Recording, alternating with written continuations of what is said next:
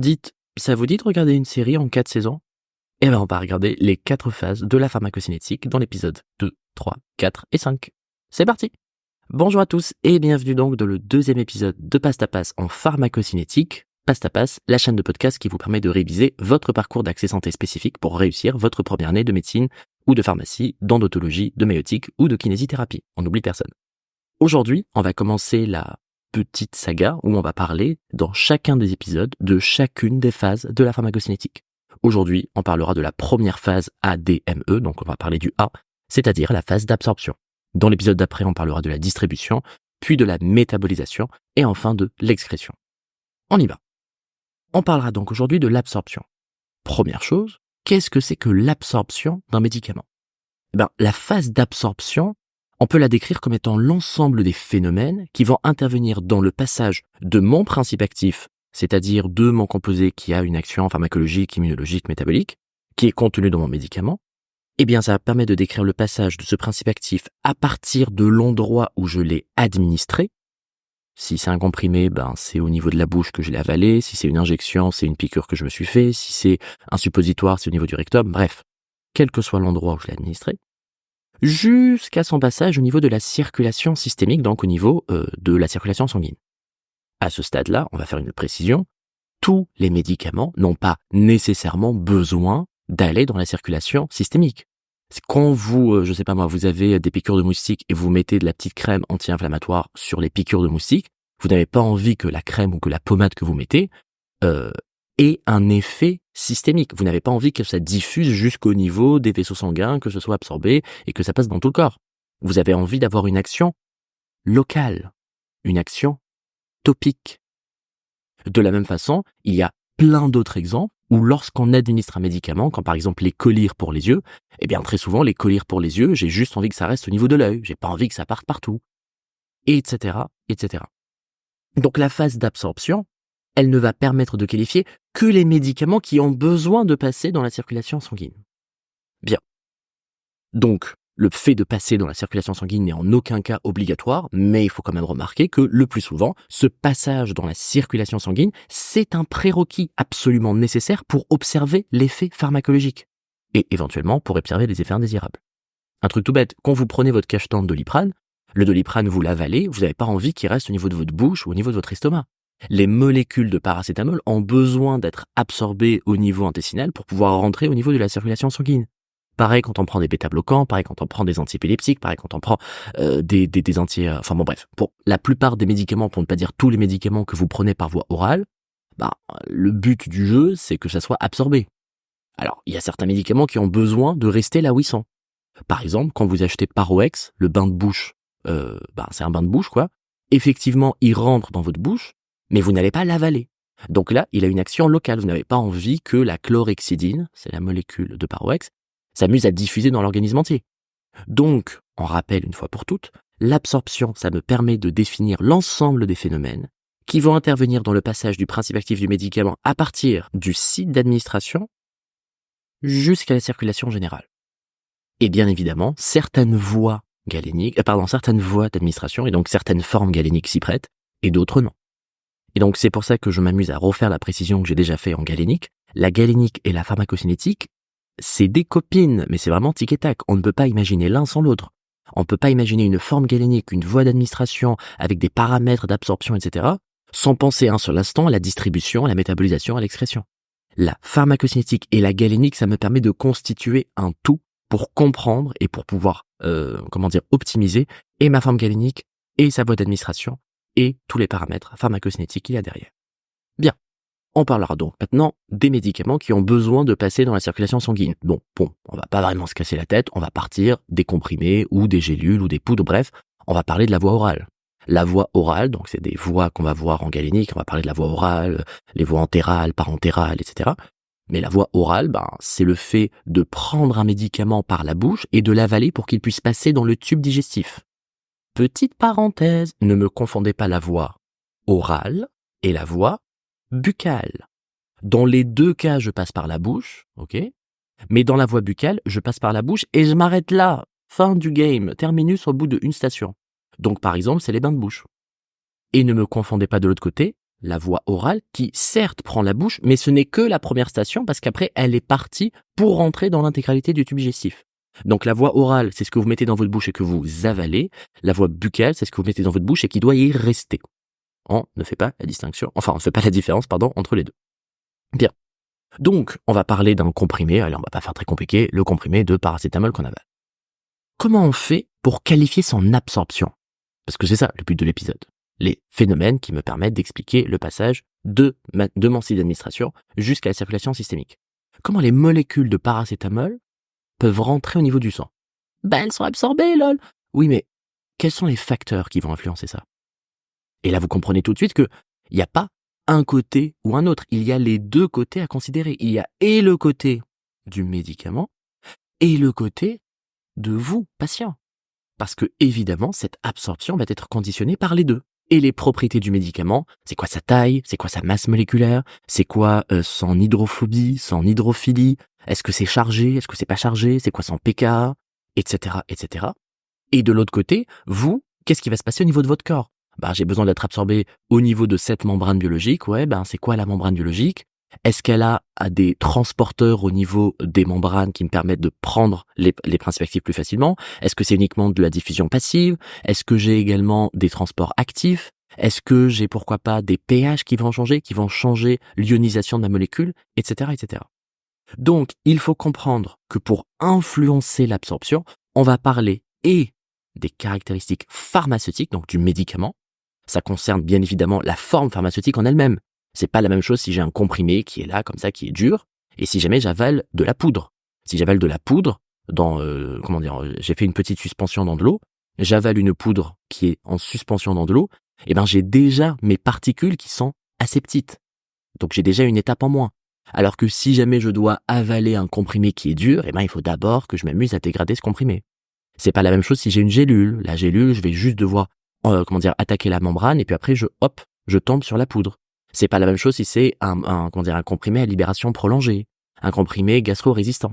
Et donc on comprend encore une fois, si c'était pas déjà le cas, que la galénique et la pharmacocinétique sont absolument liées les unes aux autres, notamment pour cette phase de l'absorption. Donc ça dépend de la forme galénique, mais plus simplement ça dépend aussi du médicament lui-même. C'est quoi le médicament? Le paracétamol, c'est pas la même molécule que le bromazépam, et c'est pas la même molécule que le diltiazem, et c'est pas la même molécule que l'aspirine, etc., etc. Donc, il ne va pas y avoir la même solubilité dans les liquides biologiques, parce qu'il ne va pas y avoir la même hydrophobie ou la même hydrophilie. Il ne va pas non plus y avoir le même poids moléculaire. Est-ce que cette molécule sera chargée? Est-ce qu'elle aura plusieurs charges? Est-ce qu'elle sera neutre? Est-ce qu'elle sera négative? Est-ce qu'elle sera positive? Est-ce qu'elle aura beaucoup d'hydrophobie? Etc., etc. Pourquoi je parle de tout ça? Parce que ces molécules, ces médicaments que j'absorbe, ils vont devoir être, que je prends, vont devoir être absorbés. Bon, merci Michel, on est en train de dire ça depuis tout à l'heure. Mais ça veut dire quoi, absorber? Ça veut dire le fait de pouvoir passer au niveau de la circulation systémique. D'accord? Et ça veut dire quoi? Ça veut dire, comme je l'ai dit plus tôt, le fait de passer les membranes biologiques. Et donc notamment les membranes cellulaires. Les membranes cellulaires, c'est quoi? C'est une bicouche phospholipidique. Donc c'est du gras. Donc vous comprenez assez vite que si la molécule est relativement hydrophobe, elle risque quand même de passer dans les membranes de façon un peu plus cool que si jamais elle était très hydrophile. Et de la même façon, d'un point de vue purement physique, on comprend assez bien qu'une molécule qui est petite va diffuser plus facilement qu'une molécule qui est grosse. Et donc le médicament en lui-même conditionne son absorption parce que ses caractéristiques physico-chimiques, solubilité, hydrophobie, hydrophilie, poids moléculaire, ionisation, etc., vont venir directement impacter ces mécanismes de transport. Et de l'autre côté, il y a vous, patient, qui allez jouer un rôle. Parce que vous allez avoir des tissus, parce que vous allez avoir des cellules, parce que vous allez avoir des membranes biologiques à traverser, et ça va également varier en fonction de votre flux sanguin. Ça va également varier en fonction de votre métabolisme.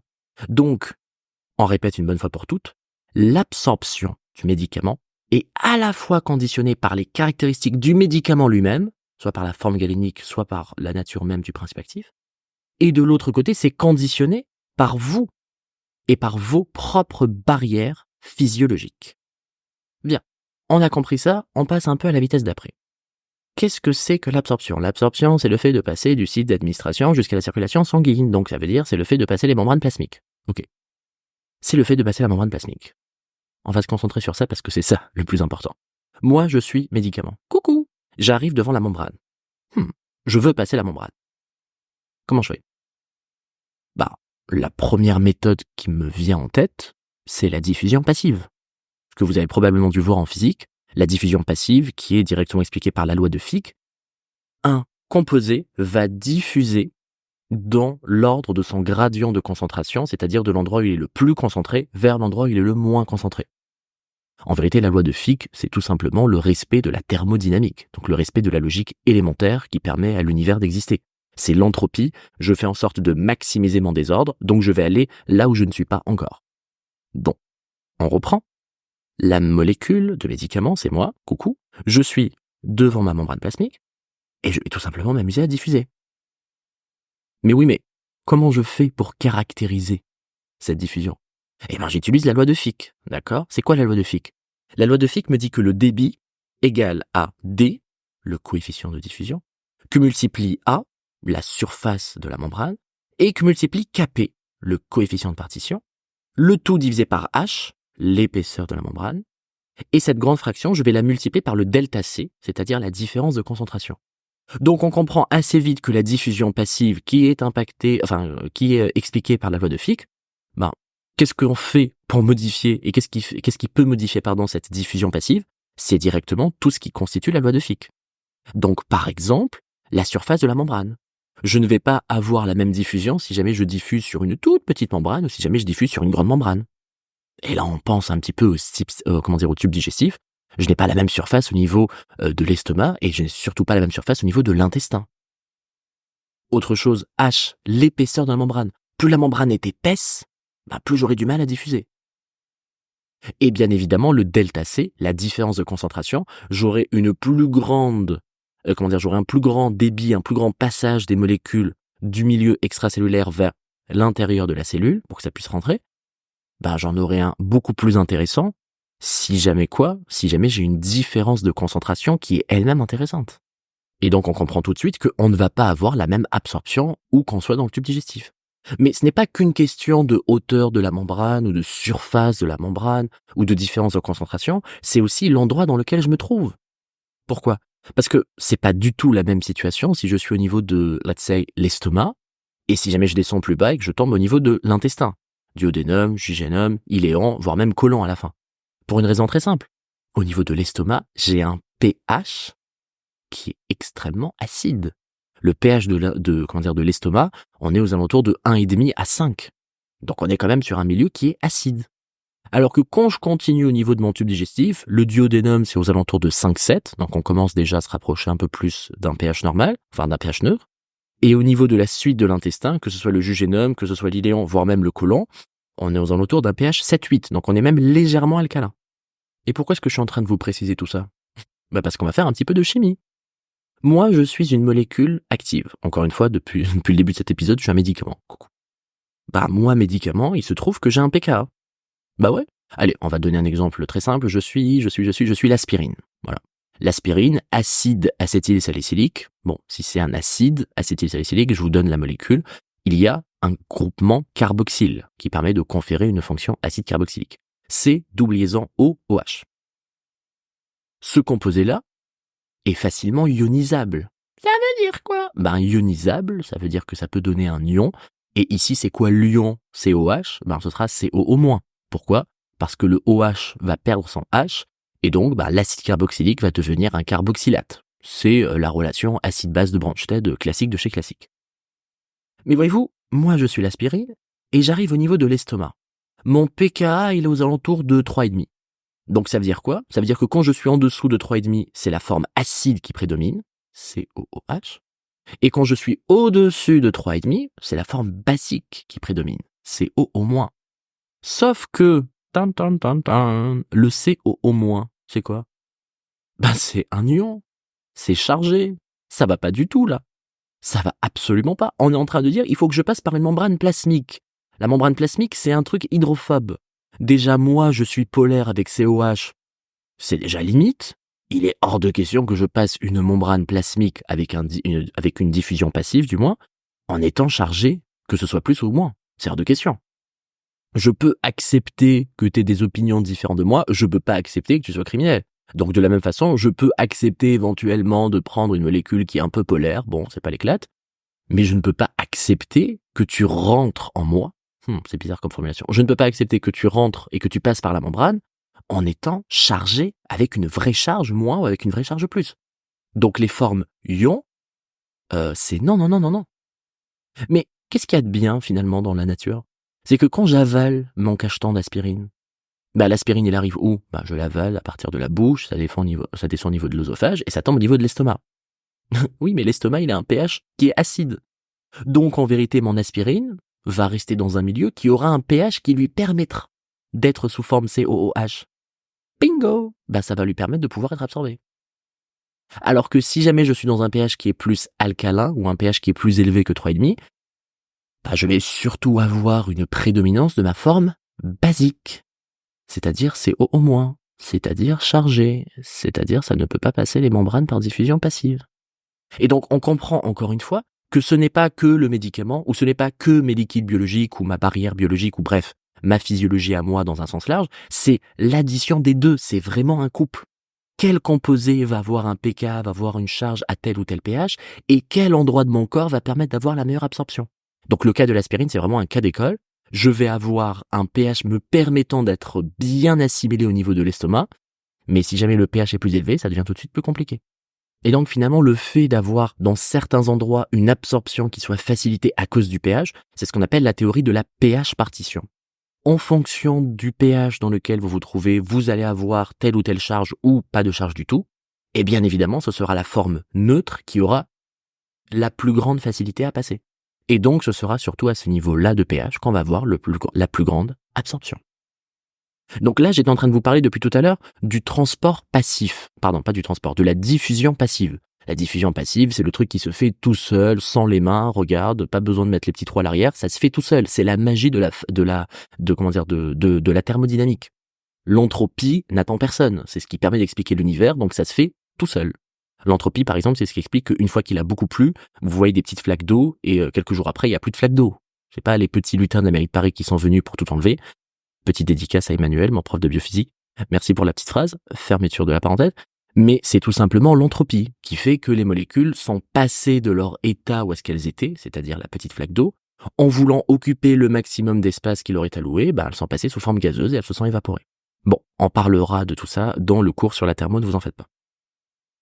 Et donc, quand je reviens sur ma diffusion, on peut avoir la diffusion passive, il n'y a pas de souci, mais on peut également avoir une diffusion facilitée.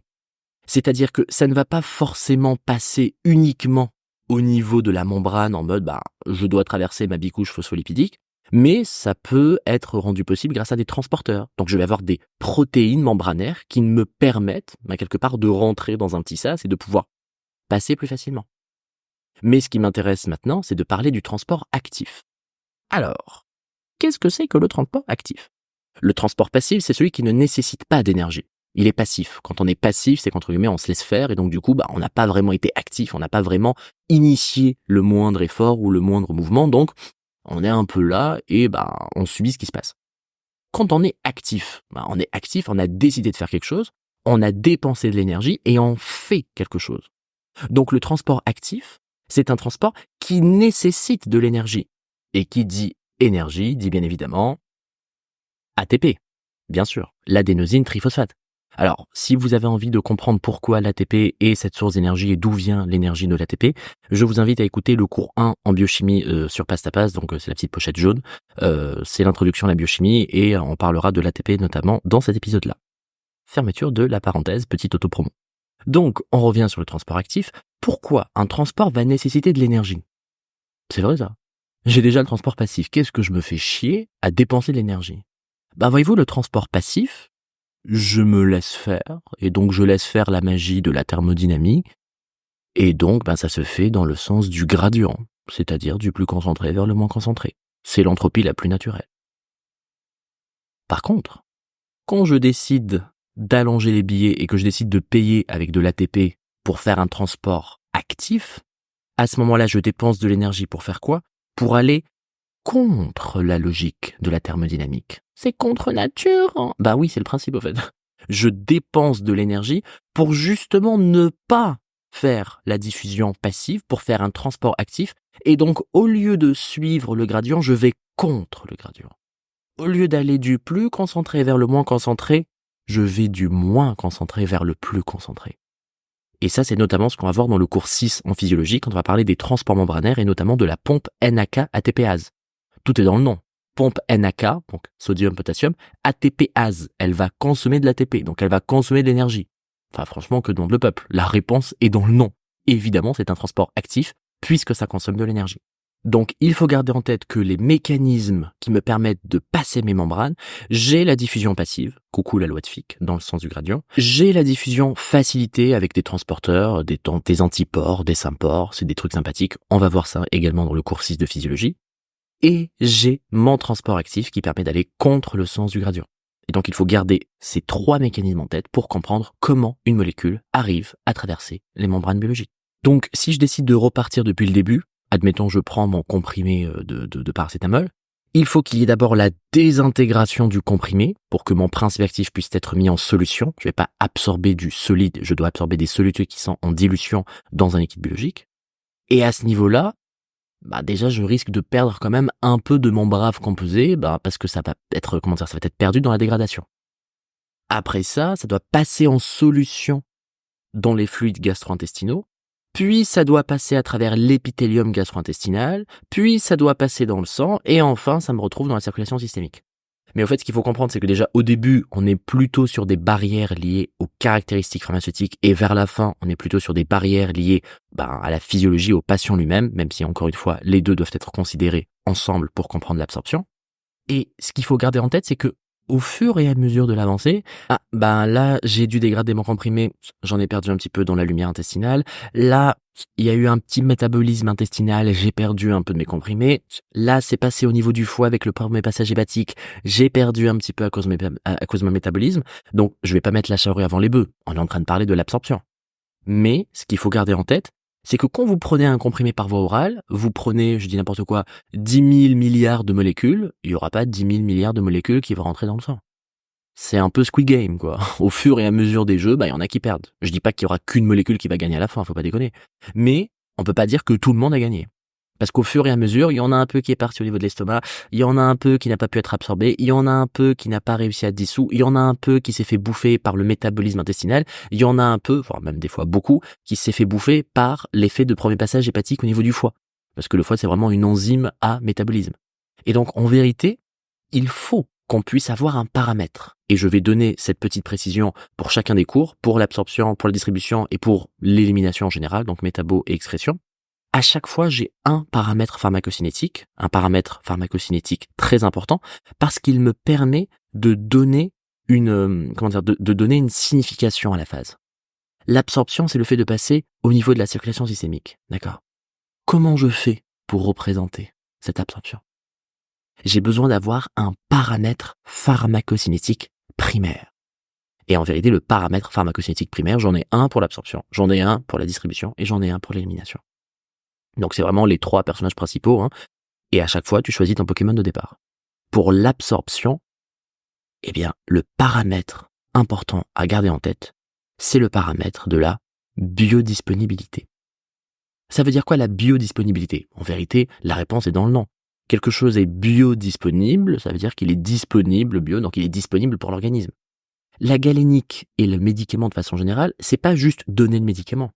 C'est faire en sorte de donner la bonne dose du médicament au bon moment, avec la bonne posologie, pour que le médicament puisse arriver à la bonne concentration au bon endroit. Je me répète un peu, mais c'est quand même assez important à comprendre. Parce que si jamais je te dis, le Jean-Michel, il doit avoir 10 mg dans la journée, c'est pas la même chose si les 10 mg, il les prend d'un coup, et ça lui fait augmenter sa concentration tellement importante qu'il risque de passer en zone toxique, au risque qu'à la fin de la journée, il n'y ait plus assez de médicaments dans le sang. Et à l'inverse, si je lui donne petit à petit, trop doucement, oui, j'ai réussi à étaler ces 10 mg tout au long de la journée, mais à aucun moment je suis rentré au niveau de la zone thérapeutique. Et donc en vérité, cette notion de biodisponibilité, ça veut pas dire il faut donner tout maintenant, ça veut pas dire il faut réussir à tenir le plus longtemps, il faut être le bon. Réussir à donner la bonne dose au bon endroit, avec le bon moment, la bonne posologie et la bonne concentration. Et donc maintenant, on va se poser la question, qu'est-ce que c'est que la biodisponibilité? Eh bien, la biodisponibilité, ça représente une fraction, c'est un pourcentage, donc un chiffre compris entre 0 et 100 ou entre 0 et 0,99, de la dose de la substance active absorbée par la voie en question, ici c'est la voie orale, mais j'aurais pu prendre la voie cutanée, etc., par rapport à la voie intraveineuse. Mais pourquoi est-ce qu'on parle de cette voie intraveineuse, IV? Pourquoi est-ce qu'on parle de cette voie IV? Parce que la voie IV, elle est en train de me regarder faire un cours sur l'absorption et elle est en train de doucement rigoler dans son coin. Elle me regarde en se disant, mais quel tocard, il parle de l'absorption, mais quel nulos. Moi, j'ai pas besoin d'absorption. Bah oui, vous comprenez, l'absorption, c'est les mécanismes et les phénomènes qui me permettent d'expliquer le passage de ma substance active de la zone, enfin non, de l'endroit d'administration jusqu'à le passage dans la circulation systémique. Mais la voie IV, elle a commencé, elle était déjà dans la circulation systémique. Donc en fait, elle a commencé à la zone d'arrivée.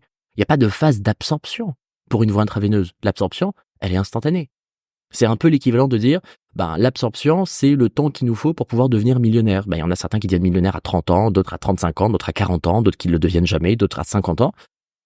Et la voie intraveineuse, elle vous regarde, elle est en train de se dire, mais au fait, moi, je suis né dans une très riche famille, je suis héritier de base, donc au fait, je suis né, j'étais déjà millionnaire. Donc on n'a pas forcément... Ça fait un peu message politique. Je le garde?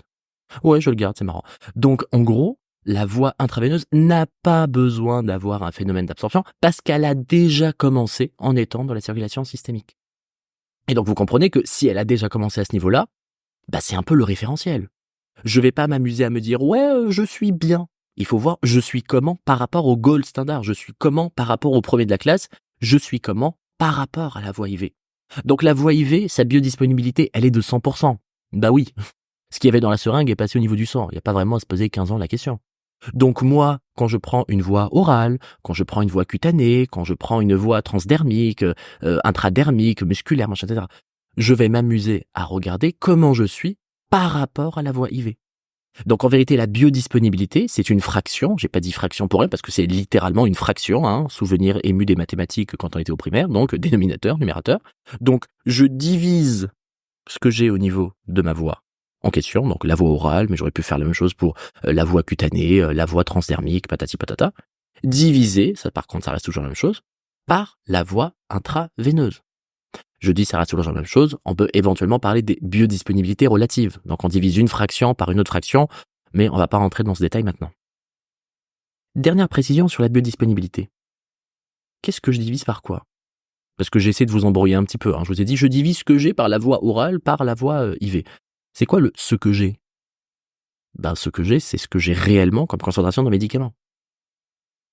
Quand vous prenez votre courbe d'évolution des concentrations dans le sang du médicament au cours du temps, vous voyez un peu la courbe dans laquelle, à laquelle je fais référence. Pour la voie orale, on a un petit truc qui monte, c'est la zone d'absorption, puis après ça descend, c'est la distribution plus l'élimination. Alors que pour la voie IV, j'ai juste une décroissance comme ça, qui commence tout à fait en haut, et j'ai et la distribution et l'élimination. En vérité, je suis en train de mettre sur l'axe des abscisses le temps, c'est normal, on est en pharmacocinétique, c'est l'évolution au cours du temps. Mais qu'est-ce que j'ai en ordonnée? J'ai les concentrations. Donc en vérité, on a juste besoin d'intégrer un truc bête et méchant. Je regarde toute l'air qu'il y a sous ma courbe, et toute l'air qu'il y a sous la courbe, c'est le médicament qui est vraiment au niveau du sang. Et donc on va parler de ce phénomène, de ce paramètre pharmacocinétique secondaire. Alors, comment faire la distinction entre les paramètres primaires et secondaires? Les primaires, c'est ceux qui permettent vraiment de caractériser un phénomène. Les secondaires, c'est ceux qu'on lit sur une courbe, comme par exemple l'AUC. Donc voilà, ce dont je vous parlais, l'air sous la courbe, c'est l'air sous courbe, donc ASC, mais comme on aime bien prendre des acronymes en anglais en permanence, donc on va parler de Area Under the Curve, l'air sous la courbe en anglais, donc ça fait Area, A, Under, U, Curve, C, donc ça fait AUC. Donc, pour calculer la biodisponibilité, je divise l'AUC de ma voie en question, ici c'est la voie orale, mais ça aurait pu être une autre voie, divisé par l'AUC observé par la voie intraveineuse. Et ce qu'il faut bien évidemment garder en tête pour la phase d'absorption, c'est qu'il ne faut pas avoir une évolution trop rapide du principe actif, quitte à rentrer dans une zone toxique, et il ne faut pas avoir une évolution de la concentration dans le sang beaucoup trop lente, au risque d'avoir une inefficacité.